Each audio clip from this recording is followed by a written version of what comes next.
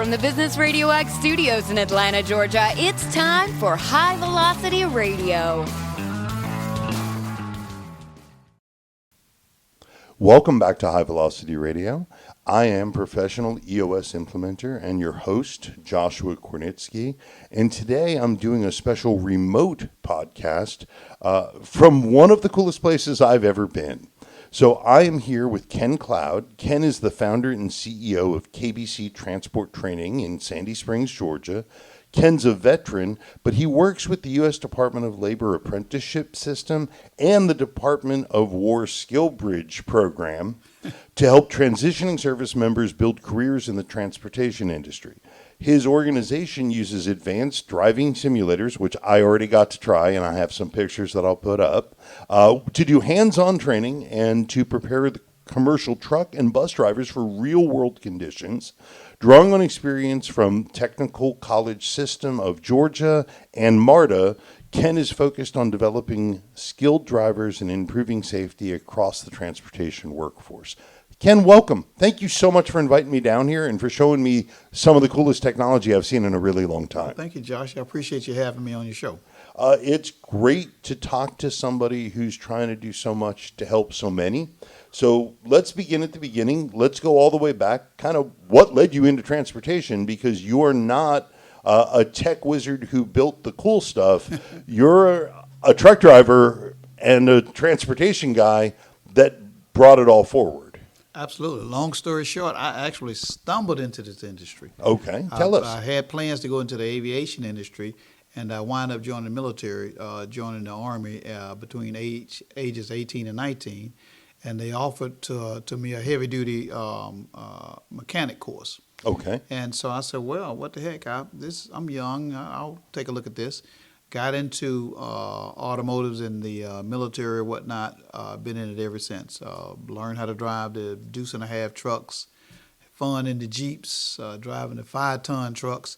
And I decided, you know what, this is not a bad career. I think I can do something with this career, whatnot. So I got into that and stayed in it my whole entire life. So you mentioned in passing to me before, but I want to ask a little bit about you. You spent time working with MARTA. You spent time with the Technical College System of Georgia. Mm-hmm. Tell us what you were doing there, because I think that adds a lot of insight into how you got to where we are now. Absolutely. So I originally started as a diesel mechanic, diesel tech. And so I went to work with MARTA during the Olympics, 1996 Olympics, and we had so much fun. I was chasing buses up and down the highway, left and right. At that time, too, we had Class 5 license, and so I had the ability to be able to drive that type of equipment. Plus, I still had the military training from driving the trucks or whatnot. So working along with MARTA during the Olympics, chasing buses, working on buses, kind of gave me a little relationship to start working with the buses or whatnot. From there, I think after the Olympics was over, we were all scuffling, trying to figure out what we're going to do with our lives. Well, I had a Class 5 license, so I went ahead and went to work briefly with the City of Atlanta Motor Transport. Okay. Worked over there for about 5 years, and that's what got my CDL license. I got my CDL license through the City of Atlanta Motor Transport, believe it or not. When CDL came out in the early 90s, I was one of the first people grandfathered into that program. From the Class 5? From the Class 5s. Okay. As long as you didn't have any moving violations, they grandfathered you right into the CDL program. You did have to take the written test, so I took the written test to do the endorsements, the passenger endorsement, hazmat, and the tanker's endorsement. And so from there, I became over-the-road truck driver. I wanted to get out on the road and start driving to see what that was like, and so I started driving for a period of time, years. As I got out on the road, started running from Atlanta to Utah. Pretty much ran all over the great 48 states here in America. And then from there, a funny thing happened to me. I took a little break because I became an owner-operator, right?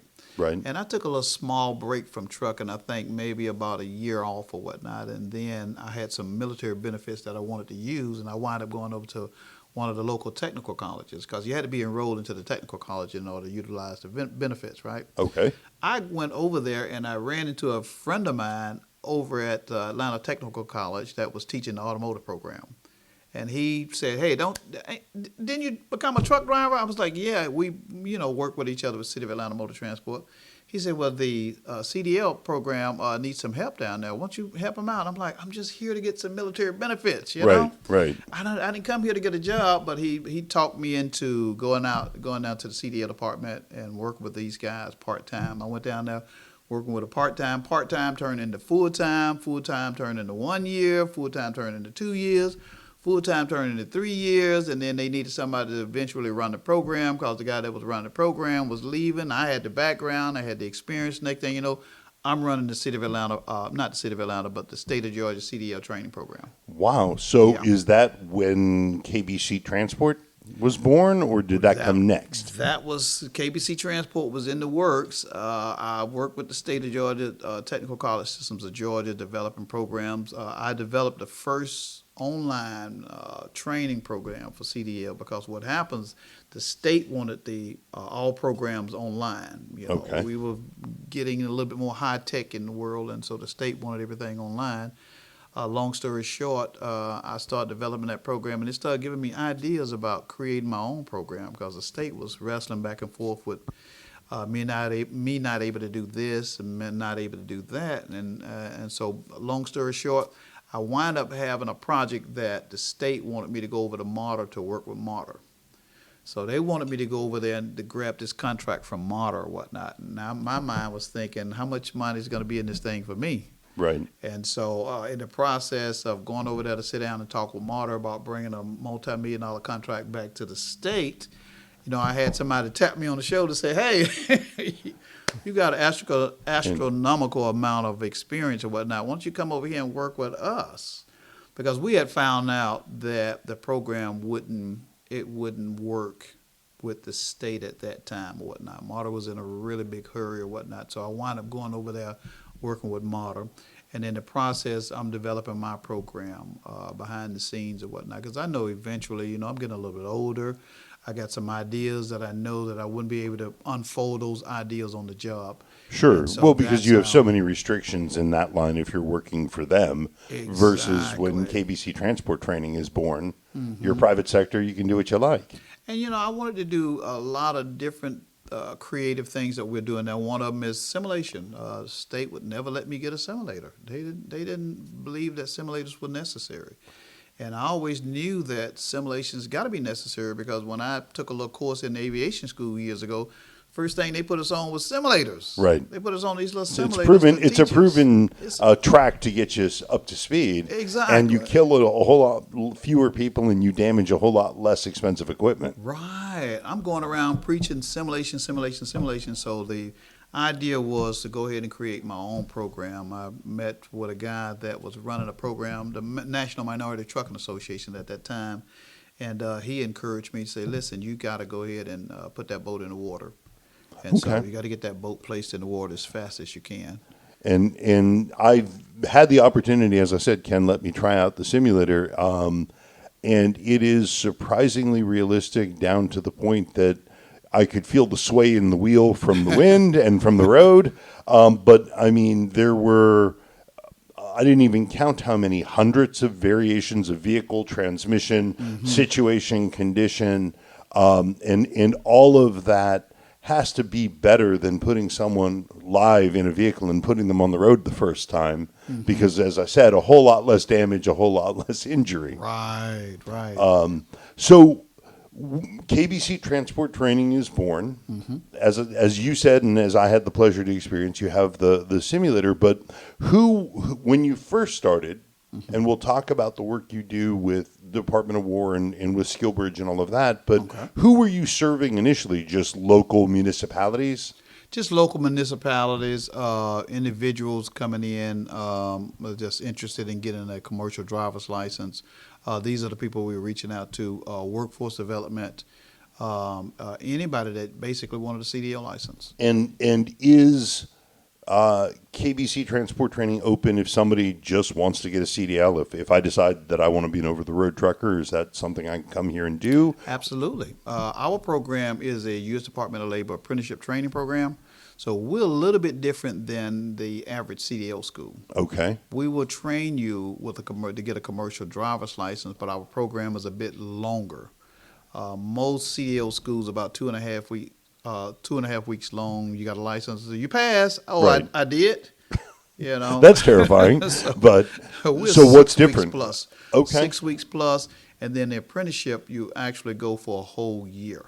With a trucking company you connect them We with? either pair you with a trucking company or we take you up on our wings and we train you. Okay. And basically what happens is eventually you will get paid while you're in the apprenticeship training program. That's the objective, is to give you on-the-job training and give you some pay to, to kind of hold you down a little bit while you're training. Well, and it seems to me that you're probably putting, I wouldn't speak ill of anybody else. It sounds to me like you're putting high-quality drivers on the road. We're putting some good, top-quality drivers on the road that actually know what they're doing.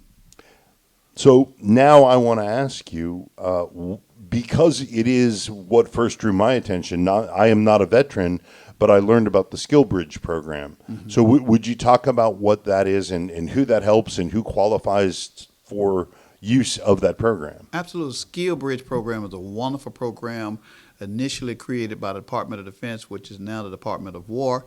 It allows a returning service member that's getting out of the military that has at least 6 months left on their contracts to come back into the civilian world and train for a skill like commercial driving for 6 months.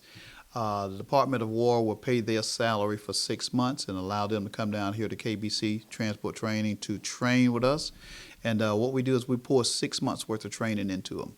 If they want to continue into the apprenticeship program another 6 months, we allow them to stay for another 6 months so that they know exactly what they're doing. We want to make sure that we give our military personnel the top level skills, you know what I mean? So that, because when they come back from serving this nation, right, they deserve a high paying job. And so Absolutely. we make sure that we pour into them so that their skill level is up at top tier. And then we can send them to companies like UPS, FedEx, Martin Transport, and even Martyr. Okay. And is there much of a cost for a returning service member? No. The Department of War pays all of the expenses. They pay their salary for 6 whole months. So that's like a 6 months vacation. And then they come down here to KBC. If they don't have a place to stay, we do have hotels that work along with us. Wow. We actually put them up in hotels or whatnot, yeah. And just because we did touch on it, but it was a little bit ago, you are an Army veteran yourself, and thank you for your service. Does your personal service experience help you work with some of these folks? Oh, yeah, because I imagine, as someone who didn't serve, my imagination tells me that they've got a different perception of the universe than I do, and I imagine you have to help them in that transition as well. Well, I know exactly what they are going through when a service member is getting ready to get out of the military. That last 6 months, you're in panic mode, because if you have a family, now you got to figure out how you're going to be taking care of your family. Right. Because you're getting ready to go from having a salary to no salary. And so now you got to figure out the next 6 months, how you're going to make this thing work. And so my experience getting out of the military, where we didn't have Skill Bridge, I had to come out here and look for a job. Right. And it was tough for a minute. I had just came from overseas. I had just spent the last, 4.5 years over in Germany. A little different. Yeah, and I come back, and you guys are driving at 55 miles an hour. I'm used to running 100 miles an hour. Now I got to legally. Slow the pace it's down. Important to point out legally. Legally. And I got to slow the pace down so that I can figure out how to take care of my family and everything. And so I really understand the plight of the veteran, because when you come back to the civilian world, things are totally different. It's like you stepped on another planet. I can only imagine, and thank you for offering that to our service members, because that's an incredible program, up to and including helping them find a place to stay. My pleasure. That's awesome. All mine. So one of the other things that we talked about before the show was what you need, and right now it sounds like you've got a specific need for instructors. Yes, absolutely. My specific need is for well-trained instructors. I'm dealing with a lot of military personnel coming into the program. A lot of these military personnel, they've already driven military vehicles, just like myself. I was used to driving, 915 semi-automatics, going through the mountains of Landstuhl over in Germany. Okay. And so I knew what driving an 80-ton tank on the back felt like and how to strap them down the whole 9 yards. But what I didn't know is that civilian transition. How did this translate into the civilian? Military vehicles are different. And so what we need is well qualified instructors, that seasoned instructors that know how to react with people. So is it, I presume it's beneficial if they have military experience. If they got military experience, it's a plus. If they don't have military experience, it's fine. The biggest thing is knowing how to teach people, knowing how to handle people, you know? So what makes an ideal trainer for you? We said ideally military experience. What else is beneficial? What type of training? Any type of? A people person. I like people that are people persons, right? People that can understand. Because at any time I can have a student in here that's going through a crisis. So you can't be hard on them. You got to be able to know when to put them to the ground and then back up off of them or whatnot, you know? Be a bit more sensitive. I like instructors that are sensitive. Not all the time do you really need, as we say in the military, a grunt instructor. Okay. You need somebody that can sympathize with what these students are going through or whatnot, because that makes the training. Driving trucks is stressful. So we need to be able to have some instructors that know how to dial the stress level down and be professional. Professionalism is job one with us. We have a zero tolerance policy with this program. Okay. We don't tolerate any foolishness from instructors and or the students, and so we always have to be respectful of one another, because we got different people from different backgrounds, different walks of life. So we need somebody that is very, very versatile and somebody that can deal with a lot of different people. That's why we do love military instructors, because you're used to dealing with people from around the world, and you Right. have that versatility built into you. Yeah, that would make perfect sense to me. Yeah. So a background in instruction, ideally military instruction, but I have to presume there's a lot of process in what you do, which process is a key part of EOS that I teach, but process to me is also how you get the right and best things done every way. So if they've got a checklist for what they need to do, and in full transparency, when I sat down in Ken's simulator, the first thing he did, whether he realized it or not, was take me through a checklist. Right. And it spoke directly to that process part of my brain. But if I know that I have to check the ignition, if I know that I've got to hold the brakes down before I turn the truck on and then let the pressure build, all of those things are things that make a great truck driver just be able to get in the truck, right? That's not, I didn't learn any of the driving skills. I'm happy to say I didn't crash. A couple of times came close, but I drove both a truck and a bus in the simulator, and no one died, which made me very happy. And you drove a articulator bus too, a big long one. I will put that on my virtual driving resume. So we will look for instructors. We're looking for students. If you're military, if you've already transitioned out, are there programs or opportunities for soldiers who have left the military? Yes, absolutely. So we are VA certified. We're certified by the Veterans Administration to process VA GI Bill benefits.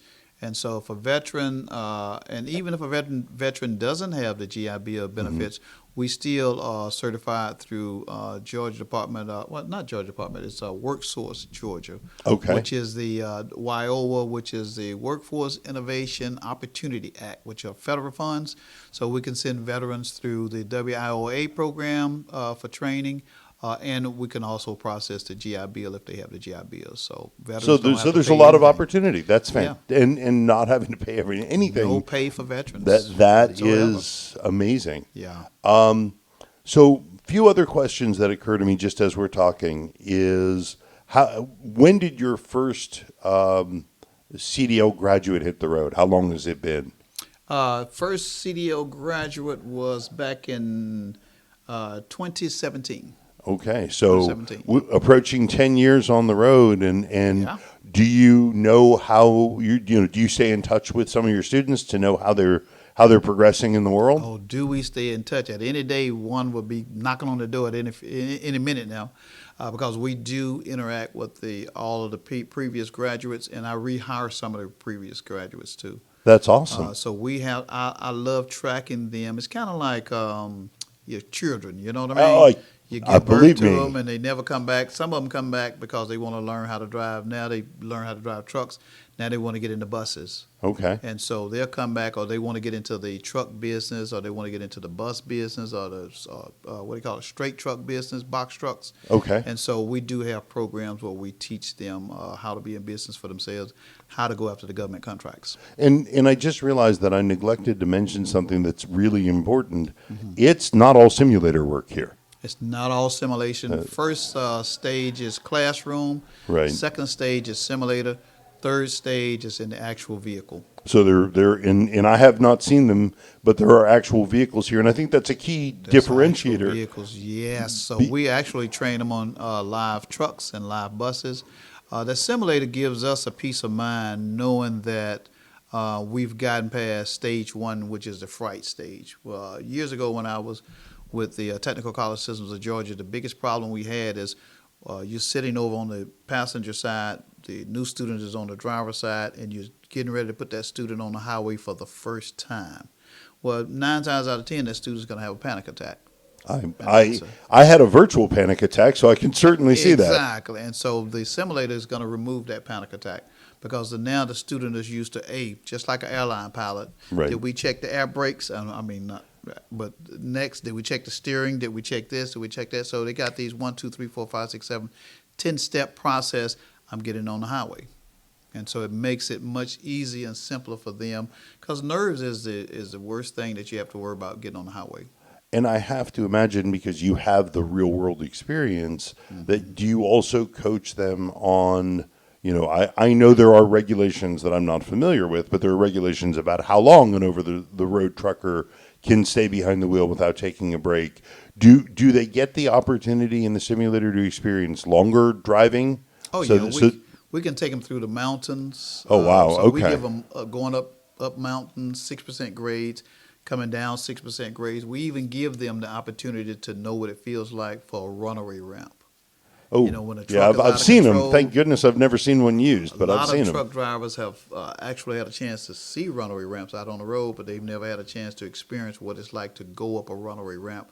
So we give our drivers the experience on the simulator of going up that runaway ramp, so they won't be afraid to take it. So you can answer a question my wife and I have always wondered. If you have to use one of those, does it require a tow truck to get you out of there? Yes. I kind of figured, but we never knew. Thankfully, we've never seen it used. But I always wondered. So last couple of questions, Ken, because I happen to know from my own background long ago in the automotive industry just what an incredible amount of cargo travels via truck. Right. I mean, well in excess, even if it arrives via rail or arrives via ship, the train and the boat don't take it to the warehouse. Who takes it to the warehouse? It's a truck. Exactly. So is this a growth opportunity for people if you're considering getting a CDL? This is a huge career growth opportunity. I tell people all the time in the trucking industry, there is no other industry where you can come in as a student today. Tomorrow you gain some experience, you become a professional driver, and the next day, little or nothing, you can invest into your own business. Right. Because if you're an owner-operator, yeah. and then some people even make that leap into becoming entrepreneurial owner-operators, and then they're owning multiple trucks and having multiple drivers. Exactly. And I don't think we are anywhere near the capacity needed to satisfy the demand. No, not yet. We are so far away. Last count was like 150,000 drivers short, and I'm sure the numbers are way higher than that. I can only imagine. So, and obviously you can't know, but if you were asked what's an income range for a truck driver? Normally, entry level range coming out of school is somewhere between 45 and 55,000 a year. And then it just goes up from there. Escalates from there. UPS is holding the big cars. They're holding they're doing what UPS is 36 to 42 bucks an hour on drivers. Wow. Yeah. So there's definitely opportunity, and if you don't have the desire to be an owner operator, it sounds like there's plenty of people willing to hire you. Plenty of people willing to hire you. All you got to do is get the CDL license, and you can go to work right away. Anything that you can think of that are misconceptions people have about driving a truck? Yeah, there's a lot of huge misconceptions about over-the-road drivers. It's really tough to drive over the road. No, if I had the opportunity to go back out on the road, I would be an over the road driver. Okay. Simply because local drivers, and I know a lot of people want to get into local driving. Over the road drivers is more laid back. You got Right. plenty of time to plan your schedule. Local drivers, you got to get up at 5 o'clock in the morning. You got to get to work by 6 o'clock. You got to make it through the traffic. You got to make all your stops, and then you got to rush back home again, back through the traffic at 4:30, 5 o'clock, and back home again. Right. A couple of hours of rest, take a shower. And Sounds then a you lot gotta more get back up and do stressful. it again. Exactly. It's a lot more stressful local versus over the road. Over the road is laid back. You get a chance to go shopping at all the different Indian trading posts. That's you get awesome. a chance to see the country. You can see the Grand Canyon, Las Vegas, and all these other beautiful places. It's a vacation is what it is. You're getting paid to travel. That sounds like a pretty good gig. I can't thank you enough for the service to our service people, for the service to our community, to the service for all of the products that are in the pantry at my house right now, because all of those ultimately passed in one way or another through a CDL licensed driver. That's right. And nothing moves without the trucks moving. So you keep it going, and thank you so much for what you do. Any other final thoughts? Anything we should have talked about that we might have missed? Yeah, our motto is, if you bought it, we brought it. Oh, I like that. I want to thank you very much for allowing us to share with you today on your program. Absolutely. It's a pleasure, and I can't wait to see what's next. All right. Thank you very much, Joshua. My pleasure. So my guest today has been Ken Cloud. He's the founder and CEO of KBC Transport Training in Sandy Springs, Georgia. He's a veteran of the Army. He works with the U.S. Department of Labor apprenticeship system, that's a hard one, and the Department of War Skill Bridge program to help transitioning service members build careers in the transportation industry. His organization uses really cool and advanced simulators, but also has the real trucks out there for people to put their hands on. He's got a ton of experience, both real world, on the road, also behind the scenes working with places like MARTA and the Technical College System of Georgia. Ken Cloud, thanks for all you do. We appreciate it. Thank you very much, Joshua. My pleasure. My name again is Joshua Kornitsky. I'm a professional implementer of the entrepreneurial operating system and your host here on High Velocity Radio. Thank you for joining us. We'll see you next time.